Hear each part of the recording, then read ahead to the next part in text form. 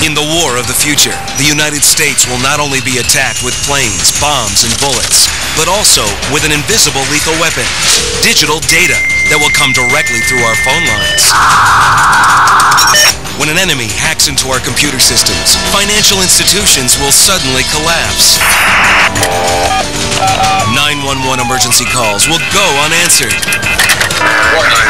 Air traffic control systems will break down, stranding airplanes in the sky. And city by city, the nation's electronic infrastructure will crumble. Could it happen? Incredibly, the answer is yes. So now, the United States is fighting a secret war, one designed to stop computer terrorists in their tracks. Potentially, we face a virtual electronic Pearl Harbor if we don't get things together. It's no secret that everything Americans rely on, from transportation to finance to telecommunications, is linked to elaborate computer networks. And the nation's top information security analyst, Win Schwartow, believes that the U.S. is vulnerable to an electronic attack. The nation's computers today, the critical infrastructures, the very blood that makes this country and a good portion of the world operate and function today, are very poorly protected. Schwartow says a foreign adversary or cyber terrorist doesn't even need to be an expert computer programmer to hack into our critical systems.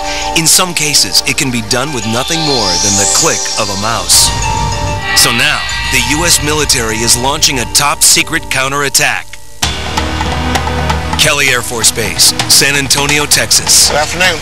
We've been granted a special access to a heavily guarded facility called the Air Intelligence Agency. It's the maximum security nerve center of the Air Force's battle against information warfare.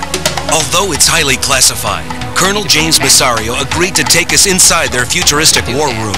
In this information age, you have to make sure that you're protected from all different angles and at all different sides. In order to do that, the threat can be coming from anywhere.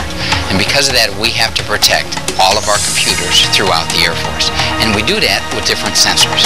So let's go into the AFCERT. Room, 10 hut! 24 hours a day, 7 days a week, a highly skilled cyber team is on the lookout for any intruder that attempts to break into the Air Force's computer database. I have 3 alerts up. The one that's most important right now is the one that shows shadow. To assist in the search for electronic terrorists, the Air Force has developed a digital detective program known as AFCERT. This top-secret program monitors every Air Force base in the world. If an electronic invasion occurs, the team is alerted within 30 seconds. Immediately, they begin to track the intruder.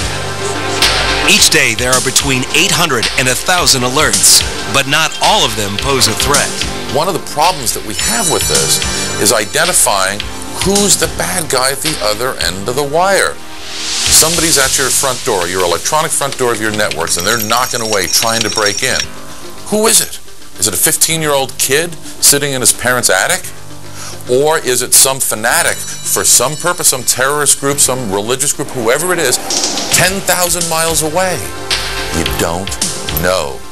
Any hacker that attempts to break into the system will learn the hard way about the Air Force's secret defense program. They will be immediately shut down.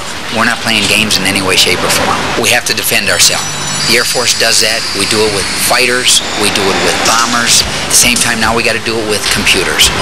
The military can't defend against every cyber terrorist, but experts agree that this secret war can be won through cooperation. The U.S. government needs leadership, first of all.